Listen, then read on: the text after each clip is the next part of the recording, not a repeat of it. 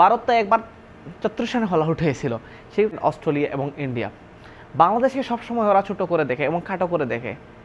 বাংলা আশা সবাই ভালো আছেন যে যেখান থেকে আমাকে দেখছেন। আমি পলাশ সাথে আসছি। আজকে অস্ট্রেলিয়া এবং বাংলাদেশের যে টেস্ট সিরিজ বাংলাদেশ ঐতিহাসিক জয় তুলে নিয়েছে, সেই বাংলাদেশের টেস্ট জয়ে সবাইকে জানাই অভিনন্দন এবং আন্তরিক শুভেচ্ছা।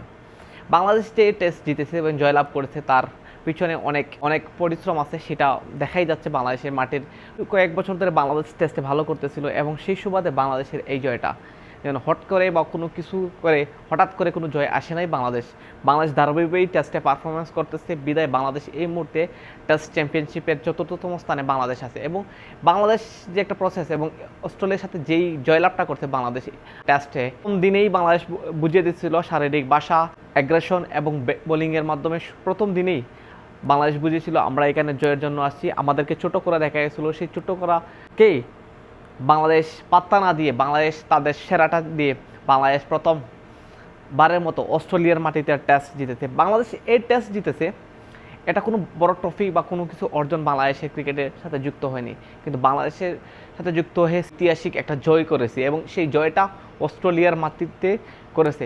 দেশ এই টেস্টে দাপট করছে তিনটে দেশ, ইংল্যান্ড, অস্ট্রেলিয়া এবং ইন্ডিয়া। বাংলাদেশকে সবসময় ওরা ছোট করে দেখে এবং খাটো করে দেখে।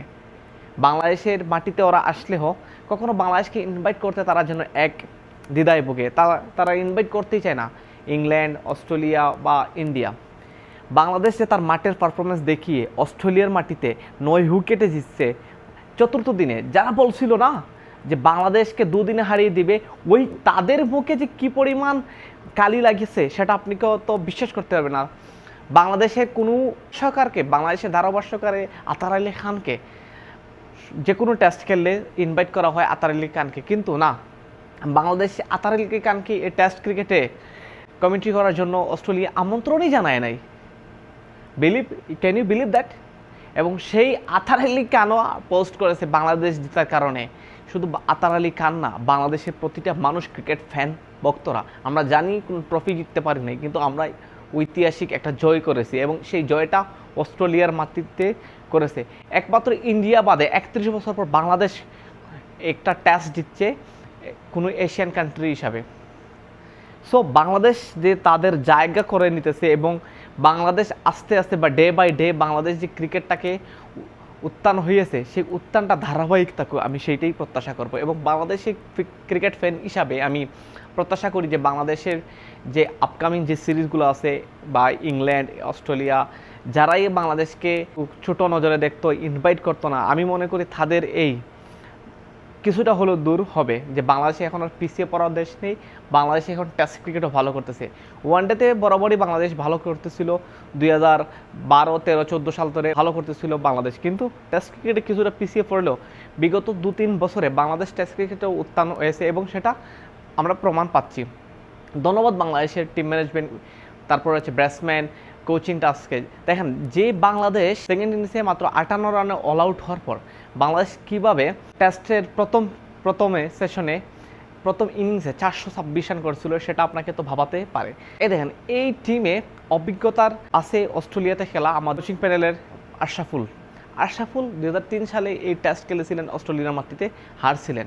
এই অস্ট্রেলিয়ার মাটিতে আশরাফুল 23 বছর পর ফলে এসে জয়লাভ করলেন এবং তার যেই বুদ্ধিদত্তা, তার যে ব্যাটিং স্টাইল, তাকে যেভাবে ক্রিকেটারদেরকে বুঝিয়ে দেওয়া হয়েছিল সেটা ভালোভাবে আর বাংলাদেশের ক্রিকেটাররা নিয়েছেন এবং সেটা ভালোভাবে তারা এক্সিকিউট করছে মাঠে, এবং সেই মাঠে এক্সিকিউট করার কারণে বাংলাদেশ সেই জয়লাভটা করছে। আমি ধন্যবাদ জানাবো আহসান মাহমুদকে। আজকের দিনেও সে তিনটা উইকেট এসে গুরুত্বপূর্ণ উইকেট নিয়েছে, কেরিকে আউট করেছেন। সেটা অসাম বলতে হবে যে আহসান মাহমুদ কেরিকে আউট করেছিল, 100 রান করা কেরিকে। সে ভালো একটা পার্টনারশিপ দিয়েছিল এবং দলকে ভালো অবস্থানে নিয়ে গেছিলো এক কেরি। ওভারঅল সবাইকে বলবো যে বাংলাদেশ সবচেয়ে ভালো করছিল এই টিমে এবং সেইটা দ্বিতীয় টেস্টে যেন বাংলাদেশ বজায় রাখে সেই প্রত্যাশাই আমরা করি। এবং বাংলাদেশে এজ এ ক্রিকেট ফ্যান হিসাবে প্রত্যাশা, ভারত তো একবার 34 রানে হল আউট হয়েছিল, সেইটা মনে করে দিলাম। অনেকেই সংখ্যা রাখছিল, তারপর তামিম তানজিদ তামিমের প্রথম উইকেট পড়ার পর মানুষের অনেকেই দেখছি কমেন্ট সেকশনে বলছিল যে ভাই মনে হয় এই 58 রানে বাংলাদেশ অল আউট হবে, কিন্তু না, এরকম কিছু ঘটে নাই। বাংলাদেশ তাদের নিজস্ব সত্তা বজায় রেখে বাংলাদেশ ক্রিকেট খেলে এবং সুন্দর একটা ক্রিকেট খেলে বাংলাদেশ উপহার দিয়েছে জয়টা, এবং বাংলাদেশের প্রতিটা মানুষ সেই জয়ের উদযাপন করতে পেরেছে বলে আমি আনন্দিত। সবাই, প্রধানমন্ত্রী ধরে সবাই বাংলাদেশের এই ক্রিকেট জয়টাকে এনজয় করছেন এবং উদযাপন করতেছেন। ক্রেডিট বাংলাদেশ কোচিং প্যানেলকেও ক্রেডিট দিতে হবে, তারা অসাধারণভাবে এই সিরিজটাকে হ্যান্ডেল করেছে এবং তারা দুর্দান্ত একটা সিরিজ শুরু করেছেন অস্ট্রেলিয়ার মাটিতে। এবং এরকম ডে বাই ডে বাংলাদেশ যখন জয় লাভ করবে, বড় বড় টিমের সাথে জায়গা করে নেবে জয়ের মাধ্যমে, তখনই আস্তে আস্তে টিমগুলো সমীহ করবে এবং তারা ইনভাইট করবে। যখন এইভাবে যদি সেকেন্ড ম্যাচটাও বাংলাদেশ জয় না পায়, ড্র করে, তাহলে দেখবেন অস্ট্রেলিয়া পরবর্তী বছর অস্ট্রেলিয়া দেখবেন বাংলাদেশকে টেস্ট ক্রিকেট খেলার জন্য ইনভাইট করবে, কারণ তাদের মাইন্ডে লাগবে যে বাংলাদেশকে ইনভাইট করতে, বাংলাদেশকে হারাতে হবে। তো সেইভাবে বাংলাদেশ আস্তে আস্তে জায়গা করে নিলে বাংলাদেশ হয়তো ভবিষ্যতে টেস্ট ক্রিকেটও ভালো কিছু করবে প্রত্যাশা থাকবে সকল সমর্থক। ধন্যবাদ সবাইকে, এই পর্যন্ত ভিডিওটি।